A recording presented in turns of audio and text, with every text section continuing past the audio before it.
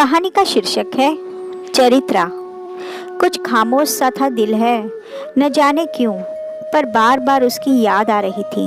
4 साल हो चुके हैं मेरे विच्छेदन को, पर शायद ही कोई पल गया हो उसे याद किए बिना। कितने खुश थे हम दोनों, छोटा सा परिवार था मेरा, मम्मी पापा मैं और चरित्रा।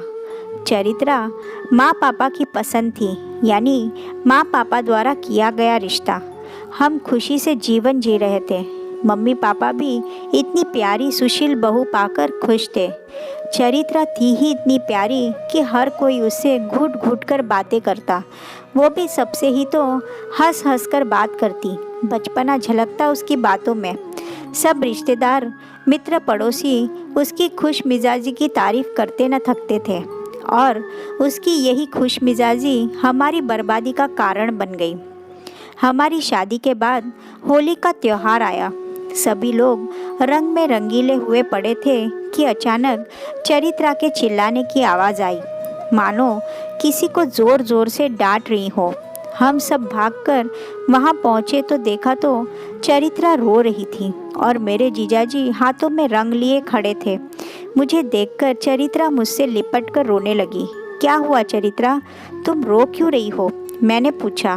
वो जीजाजी रंग लगाने। चरित्रा की हिचकी बन गई।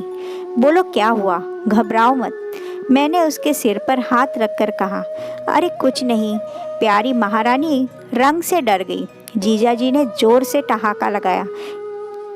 इतना सुनकर सब लोग हंसने लगे। नहीं, इस आदमी ने रंग लगाने के बहाने मेरे को गलत जगह छुआ, चरित्रा जोर से चिल्लाकर बोली। इतना सुनते ही वहाँ सुन्न सा छा गया। जीजाजी वहाँ से चले गए और चरित्रा की हालत देखकर मुझे समझ नहीं आ रहा था कि क्या करूँ और क्या ना करूँ। इतने में दीदी बोली, ये झूठी है, तेरे जीजाजी ऐसा कर ही नहीं सकते, ये तो है ही ऐसी, देखो तो ज़रा सबसे कैसे हंस हंस कर बातें करती है, तेरे दोस्तों से भी तो घुल मिलकर बातें करती है और मेरे पति पर गलत आरोप लगा रही है, उल्टा कमीनी कहीं की। उसके बाद तो चरित्रा पर न जाने कितने आरोप लगाए गए, उसके गुण अवगुण बनते चले गए। मैं पागल सा देखता रह गया। मम्मी पापा भी दीदी की ही भाषा बोले जा रहे थे। चरित्रा उसी समय पीहर चली गई। मैं उसे वापस लाना चाहता था, पर मम्मी ने अपनी जान देने की धमकी देकर मेरे पैरों में जंजीर डाल दी। फिर पापा ने विच्छेदन के कागजात तैयार करवाकर मेरे दस्तखत करवाए और चरित्रा के दस्तखत भी करवा लिए। तब से मैं चरित्रा के बिना जी रहा हूँ, बिना अवधि का दर्द पा रहा हूँ। वो कहाँ है मुझे नहीं जानकारी, इतना जानता हूँ कि एक व्यक्ति की कुत्सित भावना मेरा प्यार लील गई। क्यों? बेटी दामाद का रिश्ता बेटे बहू के रिश्ते पर हमेशा हावी हो जाता है, आखिर क्यों?